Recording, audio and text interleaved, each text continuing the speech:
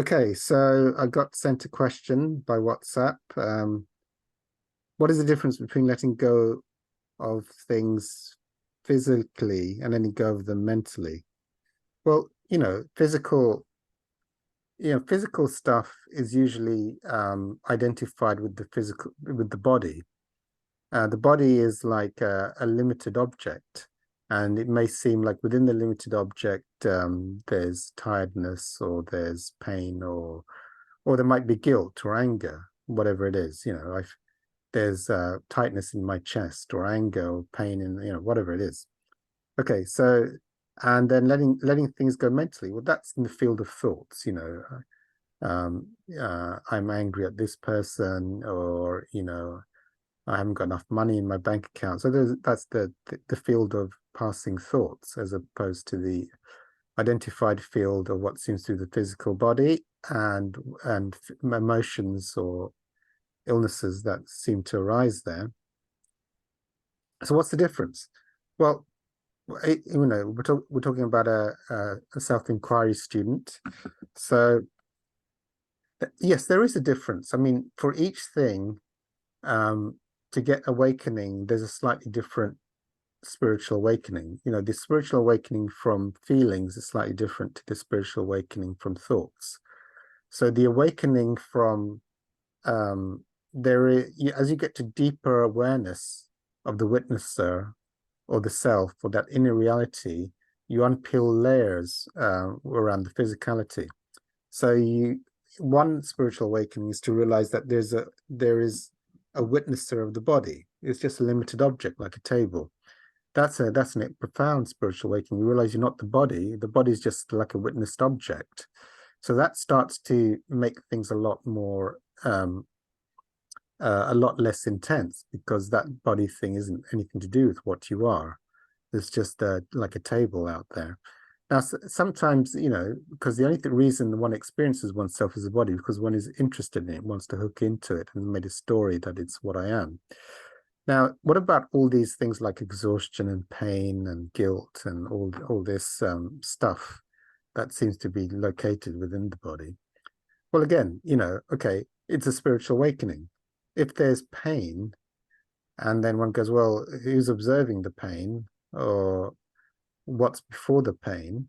You go within, and at a certain point, the interest or the hooking into that idea of pain in the body, suddenly it just evaporates. You see, because it's just like, oh, one starts to enter into that field of silence or the energy or the detached observer, and then suddenly one is not the pain, and there's detachment, and then it starts to fade away or dissolve, or the guilt starts to dissolve, and one has awoken that there's a deeper aspect that's beyond the pain, where pain never exists, or tiredness never exists.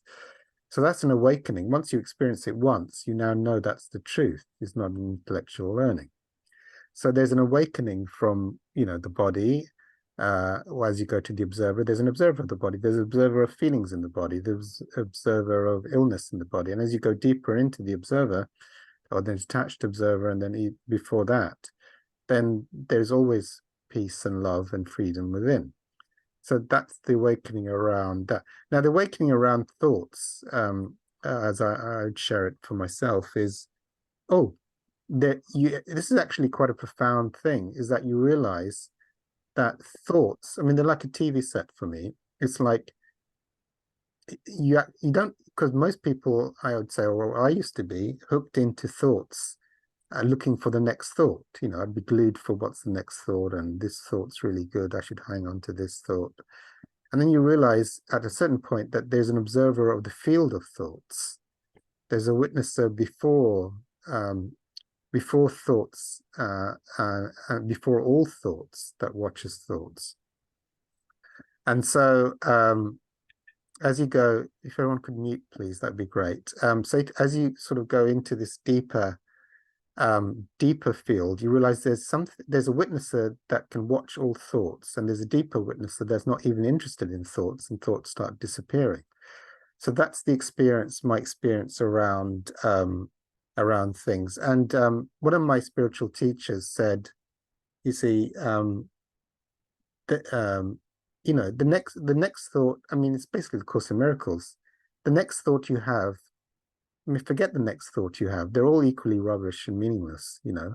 So and if you really get this Course in Miracles lessons, all my thoughts are meaningless, you realize you never think again for the rest of your life. Never go back to your head to try and understand. You know, there's never a good thought in there. And even the Course in Miracles says, you know, even the thoughts you think are good are not good. So they block you from that infinite light. So once you get that, if you just get that one course lesson, that's almost enlightenment, you know, like forget ever thinking again. Don't even try and don't even believe that your head would have you know, it has anything useful to say. And then that will delete it, you know, that's a major lesson.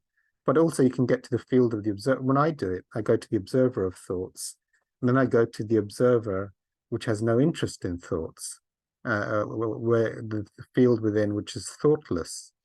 And then I'm trying to go deeper into the fields of infinite light and love, you see, beyond that. So that's the difference as I sort of see it between, and there was a bit more to this question. Let me just get the question up again. Let's see, where are we?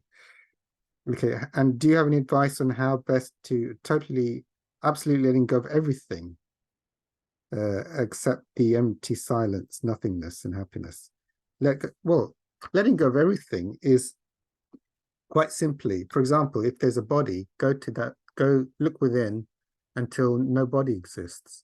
If there's pains or aches or guilt or shame or anger, keep looking before the anger and go within until the anger and the pain ceases to exist.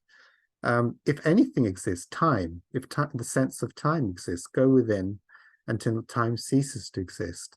What about images or pictures that come and go? Well, just keep going within until the pictures disappear. So, and when you stop going within, well, when everything's gone and there's only infinite love and light, then that's it, you see, there is no more to go. That is the absolute substrate of everything.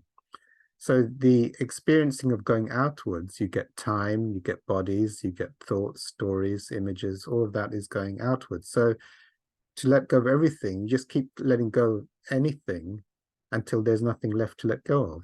And there's just the experience of unlimited freedom, unlimited love, unlimited light. And then there isn't anything more than that. I mean, that is the truth.